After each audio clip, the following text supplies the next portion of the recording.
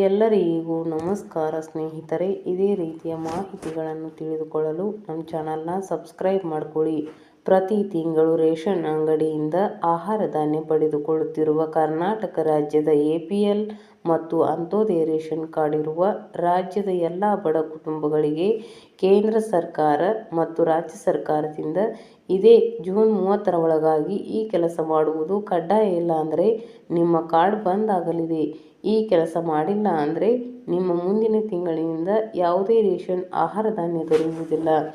ನಿಮ್ಮ ಗೃಹಲಕ್ಷ್ಮಿ ಹಣವೂ ಕೂಡ ಬಂದ್ ಆಗುತ್ತದೆ ಹಾಗೂ ರೇಷನ್ ಕಾರ್ಡ್ನಿಂದ ದೊರೆಯುತ್ತಿರುವ ಸರ್ಕಾರದ ಎಲ್ಲ ಸೌಲಭ್ಯಗಳನ್ನು ಕೂಡ ಸ್ಥಗಿತಗೊಳಿಸಲಾಗುತ್ತದೆ. ನೀವು ಕೂಡ BPL ಅಥವಾ ಅಂತ್ಯೋದಯ ರೇಷನ್ ಕಾರ್ಡ್ ಹೊಂದಿರುವ ಬಡ ಕುಟುಂಬದವರಾಗಿದ್ದರೆ, ಪ್ರತಿ ತಿಂಗಳು ರೇಷನ್ ಅಂಗಡಿಯಿಂದ ಆಹಾರ ಧಾನ್ಯವನ್ನು ಪಡೆದುಕೊಳ್ಳುತ್ತಿದ್ದರೆ ತಪ್ಪದೇ ವಿಡಿಯೋವನ್ನು ಈಗಲೇ ಲೈಕ್ ಮಾಡಿ. ಇಷ್ಟಕ್ಕೂ ಜೂನ್ 30ರ ಒಳಗಾಗಿ ಅಂದರೆ ಇದೇ ತಿಂಗಳ 30ನೇ ತಾರೀಕಿನ ಒಳಗಾಗಿ ಯಾವ ಕೆಲಸ ಕಡ್ಡಾಯವಾಗಿ ಮಾಡಲೇಬೇಕು ಎನ್ನುವ ಕಂಪ್ಲೀಟ್ ಮಾಹಿತಿಯನ್ನು ತಿಳಿದುಕೊಳ್ಳಲು ವಿಡಿಯೋವನ್ನು ತಪ್ಪದೇ ಕೊನೆವರೆಗೂ ನೋಡಿ. ಇನ್ನು ಮುಂದೆ ಅಕ್ಕಿ ಹಣ ಜೊತೆ 10 ವಸ್ತುಗಳು ಉಚಿತವಾಗಿ ಸಿಗಲಿವೆ. ಸಂಪೂರ್ಣ ಮಾಹಿತಿ ನೋಡೋಣ ಬನ್ನಿ. ಈಗಾಗಲೇ ಕರ್ನಾಟಕ ರಾಜ್ಯದಲ್ಲಿ ರಾಜ್ಯ ಸರ್ಕಾರವು ನಕಲಿ ದಾಖಲೆ ಸೃಷ್ಟಿಸಿ ಪಡೆದಂತಹ BPL ಕಾರ್ಡ್ಗಳನ್ನು ರದ್ದುಪಡಿಸಲು ಮುಂದಾಗಿತ್ತು. ಇಂಥವರನ್ನು APL ಕಾರ್ಡ್ಗೆ ವರ್ಗಾವಣೆ ಮಾಡುವುದು ಕೆಲಸವನ್ನು ಮುಂದುವರೆಸಿತ್ತು. ಇದರ ಉದ್ದೇಶ ಅರ್ಹರಿಗೆ ಸಿಗಬೇಕಾದ ಪಡಿತರ ದುರ್ಬಳಕೆಯನ್ನು ತಡೆಯುವುದಾಗಿತ್ತು. ಈಗಲೂ ಈ ಮಹತ್ವದ ಕಾರ್ಯ ಮುಂದುವರಿಯಲಿದೆ. ಅಲ್ಲದೆ ಪಡಿತರ ಚೀಟಿ ಹೊಂದಿರುವವರು ಮತ್ತೊಂದು ಮಹತ್ವದ ಮಾಹಿತಿಯನ್ನು ಗಮನಿಸಲೇಬೇಕಾಗುತ್ತದೆ. ಕೇಂದ್ರ ಸರ್ಕಾರವು ಇದೀಗ ರೇಷನ್ ಕಾರ್ಡ್ ಫಲಾನುಭವಿಗಳಿಗೆ ನಿರ್ದಿಷ್ಟ ಸೂಚನೆಯೊಂದನ್ನು ನೀಡಿದೆ. ಜೂನ್ 30ರ ಒಳಗೆ ತಮ್ಮ ಪಡಿತರ ಚೀಟಿಗಳಿಗೆ KYC ಪ್ರಕ್ರಿಯೆ ಪೂರ್ಣಗೊಳಿಸುವಂತೆ ಸೂಚಿಸಿದೆ. ಒಂದು ವೇಳೆ ನೀಡಿರುವ ಗಡುವಿನೊಳಗೆ ಈ ಪ್ರಕ್ರಿಯೆ ಆಗದಿದ್ದರೆ ಕಾರ್ಡ್ ರದ್ದಾಗುತ್ತದೆ ಎಂದು ಕೇಂದ್ರ ಸರ್ಕಾರ ತಿಳಿಸಿದೆ. ಈ KYC ಪ್ರಕ್ರಿಯೆಯು ನಿಮ್ಮ ಆಧಾರ್ ಕಾರ್ಡ್ ಮೂಲಕ ನಡೆಯುತ್ತದೆ.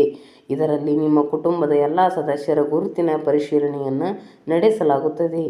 ಇದರಿಂದ ನಕಲಿ ಕಾರ್ಡ್ಗಳು, ಅನರ್ಹ ವ್ಯಕ್ತಿಗಳ ಲಾಭ ಪಡೆಯುವುದು, ಮರಣದ ನಂತರವೂ ಕಾರ್ಡ್ ಬಳಕೆಯಂತಹ ಸಮಸ್ಯೆಗಳನ್ನು ತಡೆಯುವುದು ಸಾಧ್ಯ ಆದಂತಾಗಲಿದೆ ಎಂದು ಸರ್ಕಾರ ತಿಳಿಸಿದೆ.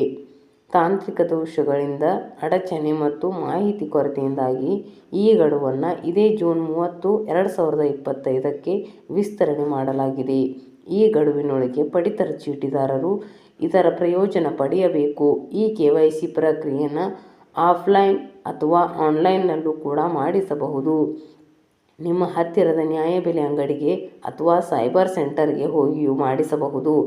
ಈ ಪ್ರಕ್ರಿಯೆ ಎಲ್ಲ ಸದಸ್ಯರ ಆಧಾರ್ ಕಾರ್ಡ್ ಹಾಗೂ ರೇಷನ್ ಕಾರ್ಡ್ ತೆಗೆದುಕೊಂಡು ಹೋಗಬೇಕಾಗುತ್ತದೆ. ಆಗ ಅಲ್ಲಿ POS ಯಂತ್ರದ ಮೂಲಕ ಬಯೋಮೆಟ್ರಿಕ್ ವೆರಿಫಿಕೇಷನ್ ಮಾಡಲಾಗುತ್ತದೆ. ಆನ್ಲೈನ್ ಪ್ರಕ್ರಿಯೆ ನೀವು ಮೇರಾ ರೇಷನ್ ಅಥವಾ ಆಧಾರ್ ಪೇಸ್ ಅಥವಾ RD ಅಪ್ಲಿಕೇಶನ್ಗಳನ್ನು ಗೂಗಲ್ ಪೇ ಸ್ಟೋರ್ನಿಂದ ಡೌನ್ಲೋಡ್ ಮಾಡಬಹುದು. ಆಧಾರ್ ನಂಬರನ್ನು ನಮೂದಿಸಿ OTP ಮೂಲಕ ದೃಢೀಕರಣ ಮಾಡಿ ಬಳಿಕ ನಿಮ್ಮ ಮುಖವನ್ನು ಸ್ಕ್ಯಾನ್ ಮಾಡುವ ಮೂಲಕ ಪ್ರಕ್ರಿಯೆಯನ್ನು ಮುಗಿಸಲಾಗುತ್ತದೆ. ಈ ಕ್ರಮವನ್ನು ಸರ್ಕಾರವು ಪಾರದರ್ಶಕತೆಯ ಉದ್ದೇಶದಿಂದ ಮಾಡಲಾಗಿದೆ. ಅರ್ಹರಿಗೆ ಆಗುವ ತೊಂದರೆಗಳು ತಪ್ಪಿದಂತಾಗಲಿದೆ. ಒಟ್ಟಿನಲ್ಲಿ ಅರ್ಹರಿಗೆ ಸಿಗಬೇಕಾದ ಪಡಿತರ ಚೀಟಿ ಸರಿಯಾಗಿ ಸಿಕ್ಕಂತಾಗಲಿದ್ದು, ಕಳ್ಳಾಟ ಮುಂದುವರಿಸುವ ಅನರ್ಹರಿಗೆ ಬ್ರೇಕ್ ಬೀಳಲಿದೆ. 25ರ ಆರಂಭವು ಭಾರತದ ಕೋಟ್ಯಾಂತರ ಬಡ ಮತ್ತು ನಿರ್ಗತಿಕ ಕುಟುಂಬಗಳಿಗೆ ಹೊಸ ಭರವಸೆಯನ್ನು ತರುತ್ತಿದೆ. ಕೇಂದ್ರ ಸರ್ಕಾರವು ಜೂನ್ 2025ರ ಪಡಿತರ ಚೀಟಿ ಉಚಿತ ವಿತರಣಾ ಯೋಜನೆಯಡಿಯಲ್ಲಿ ಪಡಿತರ ಚೀಟಿದಾರರಿಗೆ ಒಂದು ದೊಡ್ಡ ಘೋಷಣೆಯನ್ನು ಮಾಡಿದೆ.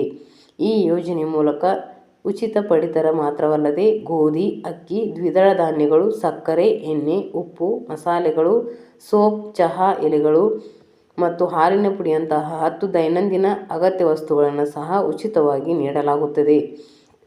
ಅಲ್ಲದೆ ಕೆಲವು ರಾಜ್ಯಗಳಲ್ಲಿ 1,000 ರೂಪಾಯಿ ಆರ್ಥಿಕ ಸಹಾಯವನ್ನು ಸಹ ನೀಡಲಾಗುತ್ತದೆ. ಈ ಯೋಜನೆಯನ್ನು BPL ಮತ್ತು AAY ಮತ್ತು PHH ವರ್ಗದ ಅಡಿಯಲ್ಲಿ ಬರುವ ಕುಟುಂಬಗಳಿಗಾಗಿ ವಿಶೇಷವಾಗಿ ವಿನ್ಯಾಸಗೊಳಿಸಲಾಗಿದೆ. ಉಚಿತ ಪಡಿತರ ಯೋಜನೆ 2025 ದೇಶದ ಸುಮಾರು 80 ಕೋಟಿ ಪಡಿತರ ಚೀಟಿದಾರರಿಗೆ ಪ್ರಯೋಜನವನ್ನು ನೀಡುವ ಗುರಿಯನ್ನು ಹೊಂದಿರುವ ಪ್ರಧಾನಮಂತ್ರಿ ಗರೀಬ್ ಕಲ್ಯಾಣ್ ಅನ್ನ ಯೋಜನೆ ಅಡಿ ಕೇಂದ್ರ ಸರ್ಕಾರ ಈ ಹೊಸ ಯೋಜನೆಯನ್ನು ಪ್ರಾರಂಭಿಸಿದೆ. ಈ ಯೋಜನೆಯಡಿಯಲ್ಲಿ ಜೂನ್ 2025ರಲ್ಲಿ 2 ಬಾರಿ ಪಡಿತರವನ್ನು ವಿತರಿಸಲಾಗುವುದು. ಜೊತೆಗೆ ಜೂನ್, ಜುಲೈ ಮತ್ತು ಆಗಸ್ಟ್ ತಿಂಗಳ 3 ತಿಂಗಳ ಪಡಿತರವನ್ನು ಮುಂಚಿತವಾಗಿ ನೀಡಲಾಗುವುದು. ಮಳೆಗಾಲದಲ್ಲಿ ಪ್ರವಾಹ, ರಸ್ತೆ ಮುಚ್ಚುವಿಕೆ ಉಂಟಾಗುತ್ತದೆ.